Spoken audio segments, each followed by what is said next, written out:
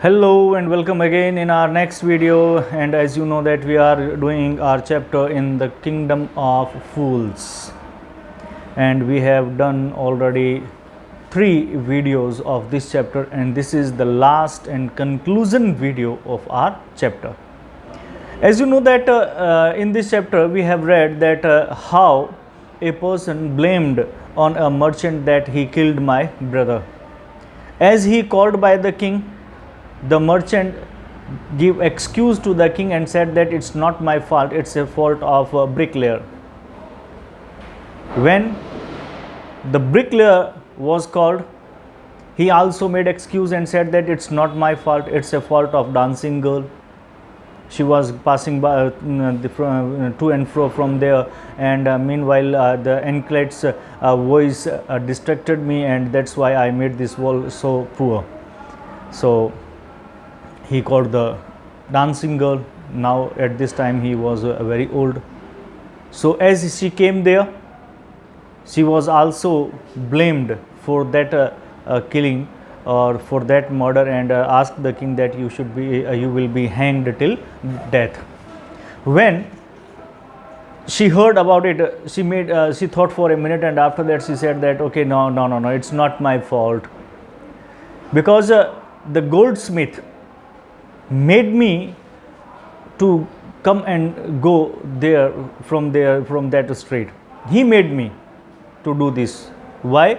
Because I gave him a few gold ornaments, gold to make a. I ordered him to make a jewelry for me, but he was making excuse. He was saying me that I'm making now and then, so that's why I was coming and going over there, but he was not making my jewelry. So the goldsmith was called after that. As the goldsmith came there, he said that a rich person gave me an order to make jewelry, because there was a marriage is going to happen there in a few days. So it was urgent for him. So that's why you know that rich persons are so powerful. So that's why he pressurized me to do all these things. The jewelry made first before that lady, and as he was pressurized on, he bound me. He bounded me to do this, so that's why I made his jewelry first. So that's why it's not my fault, it's the merchant's fault. Now the king ordered his servants to find out that merchant and bring him in front of him. So they brought him in front of the king, and he was the same merchant whose wall was collapsed there. As the merchant came there, he again pleaded in front of the king and said that it's not my fault, sir, because my father, who was no more right now, he was dead. So my father gave an order, it's my father's fault. So the king said that okay, at your father's place someone should be punished. So that's why it's you, because you are the person who is taking everything from your father. So that's why with the rich and with the sin, you are taking the rich from your father, and that's why the sin is also you will also take the sin of your father. So that's why you will be hanged till death. So a case was a stake was built there, and after that he was he took them to the stake, but he was so thin, so that's why he was not coming proper in that stake. So the minister came in front of the king and requested him to make a decision from his own that what we should do. So the king thought for a moment, and after that he said that okay, we will bring. So he said that okay, find out a person who is who is we can say who is fat enough to fit the stake, So as तो उसने जैसे ही as he ordered him to find a fat man that is fit to the stake. So the servants went here and there to find the stock, and suddenly and their eyes fell on that disciple. उस disciple के ऊपर उसकी आंखें पड़ी, शिष्य. जो उस गुरु के साथ में आया था, the disciple who came with his Guru. So he was taken in front of the king, and the king said that you are fit for the stake, so that's why you will be punished till death at the place of this person.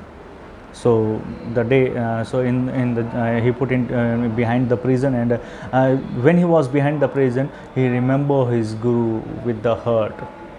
And suddenly, because the guru has a few parts, or he can see the past, present and future, so that's why he could see past, present and future. That's why he listened to the prayer of his disciple, and he came there. Okay, so now let's start the rest of the chapter. As soon as he arrived, he scolded the disciple and told him something in a whisper.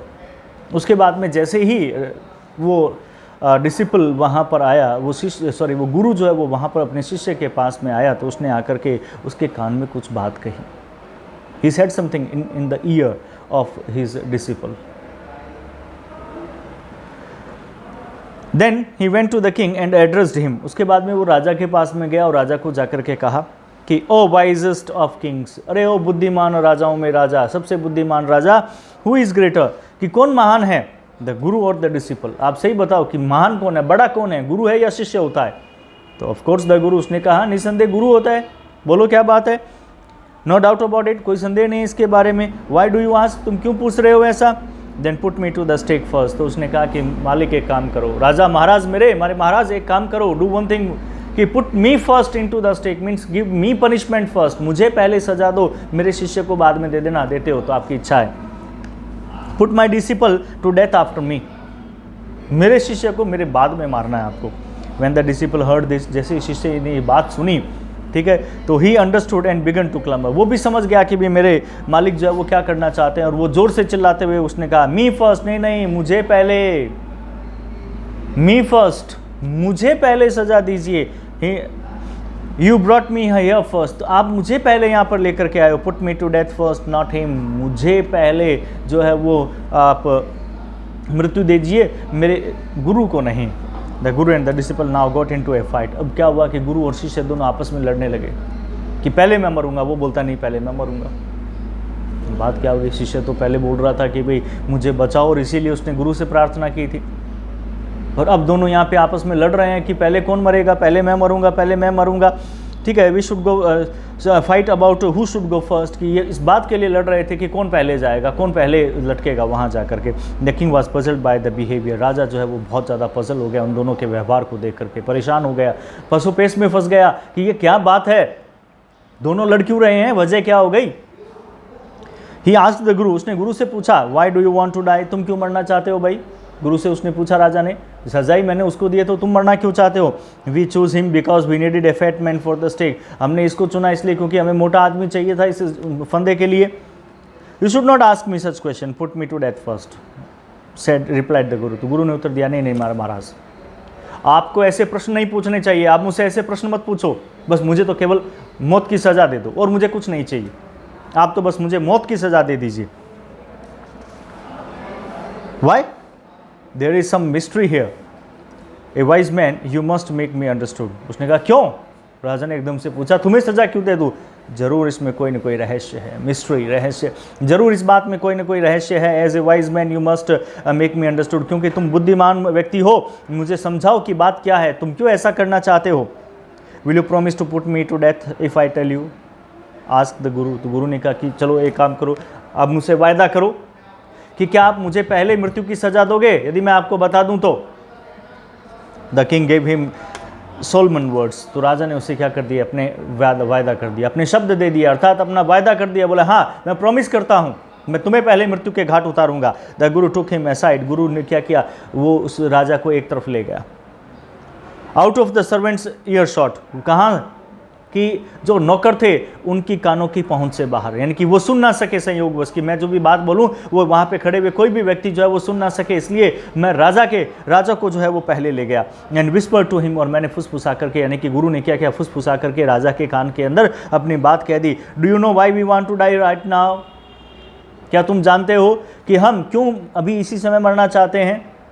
गुरु ने कहा राजा को कि भी क्या आपको पता है कि हम इतना जल्दी क्यों मरना चाहते हैं? द टू ऑफ अस, हम दोनों में से एक पहले क्यों मरना चाहता है? We have been all over the world but we have never found a city like this और ए किंग लाइक यू। उसने कहा कि हम पूरे संसार में घूम लिए, हमने बहुत सारे देशों में घूमा, परंतु हमें ऐसा शहर कहीं नहीं मिला और आप जैसा राजा हमें कहीं दिखाई नहीं दिया। आप जैसा शहर हमें नहीं मिला, आप जैसे राजा हमें नहीं दिखाई दिया। That stake is the stake of God of justice. ये जो आपने फंदा बनाया है is the stake of the God of justice. ये तो क्या है? ईश्वर के न्याय का फंदा है। It's new, ये नया है। It has never had a criminal on it. और इस फंदे के ऊपर इससे पहले कोई भी क्रिमिनल नहीं लटका। ये नया बनाया गया है और ये ईश्वर का न्याय है और ईश्वर जो है वो न्याय देना चाहते हैं। अभी बता रहा है उसे, अपने बातों में फांस रहा है, उसको बता रहा है whoever dies on it first will be reborn as the king of this country. फंसा लिया।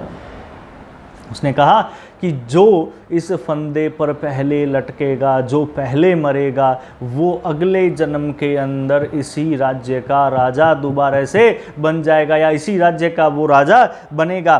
कि whoever goes next will be the future minister of this country, और जो इसके बाद में मरेगा वो भविष्य में इस राज्य का क्या बनेगा? मंत्री बनेगा। तो इसलिए आप पहले मुझे मार दो, मैं अगले जन्म में इस राज्य का मैं क्या बनूंगा? राजा बनूंगा, और उसके बाद मेरे शिष्य को मारना, फिर ये मंत्री बन जाएगा। अगर मुझे बाद में मारा गया तो मैं मंत्री बनूंगा, मेरा शिष्य राजा बन जाएगा। We are sick of our ascetic life, हम ये अपने घुमक्कड़ जो जीवन है उससे हम तंग आ गए हैं, परेशान हो गए हैं, इसलिए हम राजा बनना चाहते हैं। If you would be nice to enjoy ourselves as king and minister for a while, now keep your word. कि if it would be nice to enjoy ourselves, ये बहुत अच्छा होगा कि हम अपने आप का आनंद लें एज किंग, राजा के रूप में। कि हम घूमते घूमते परेशान हो गए, हम अगले जन्म में राजा बनना चाहते हैं, इसलिए अब हमें मार दो, हम अगला जन्म लेके आएंगे तो हम राजा बन जाएंगे। And king and minister for a while, कुछ समय के लिए तो हम राजा और मंत्री जो है वो बन ही सकते हैं। नाउ कीप योर वर्ड, अब अपने वायदा को पूरा करो भाई, मुझे मार दो my lord and put us to death, हमें मौत की सजा दे दीजिए। मी फर्स्ट रिमेंबर, ध्यान रखना पहले मुझे मारना है। The king was now thrown into deep thought, अब जैसे ये बात कही राजा जो है वो गहरी सोच में पड़ गया कि यार अगले जन्म में तो ये राजा बन जाएगा, तो फिर मैं क्या करूँगा? बावड़े को ये पता नहीं है कि भाई जन्म तो ये मिलेगा, अगले जन्म किसने देखा है? कम से कम तू राजा बन रहा है, तू तो बना रहे, पर पागल है, मूर्ख है। और मूर्ख राजा के लिए ये बातें तो बहुत बड़ी होती है। वो कहते हैं ना, काक में छोरा गांव में ढिंडोरा, इसकी संभाल नहीं है और गांव वालों के लिए जो है वो लुटाता फिर रहा है। गोदी को छोड़ करके कोक की आस करना। तो इसने क्या किया? सोच में पड़ गया बहुत बुरी तरह से। He didn't want to lose the kingdom to someone else in the next round of life, कि he didn't want to lose the kingdom, वो अपने राज्य को खोना नहीं चाहता था। to someone, किसी और के लिए, in the next round of life, अपने अगले जीवन के अंदर भी, जो अगला जीवन का क्रम आएगा उसके अंदर भी वो अपना राज्य को खोना नहीं चाहता था। इसलिए उसने सोचा कि यार मेरे मरने के बाद में या जैसे अगले ये जन्म लेगा तो उसमें ये राजा बन जाएगा, फिर मैं कहाँ जाऊँगा? ही नीडेड टाइम, उसको समय चाहिए था। उसने कहा कि मुझे समय चाहिए सज़ा देने से पहले, एक बार रोक दो। So he ordered the execution postponed, इसलिए उसने क्या किया? वो जो एग्जीक्यूशन है वो उसकी सज़ा जो है उसको स्थगित कर दिया। पोस्टपोन का मतलब स्थगित कर देना। उसने सज़ा को स्थगित कर दिया टू द नेक्स्ट डे, अगले दिन के लिए। And talk in secret with his minister, और बिल्कुल चुपचाप गुप्त रूप से उसने अपने बात की। किससे? अपने मंत्री से, जो उसका खास था।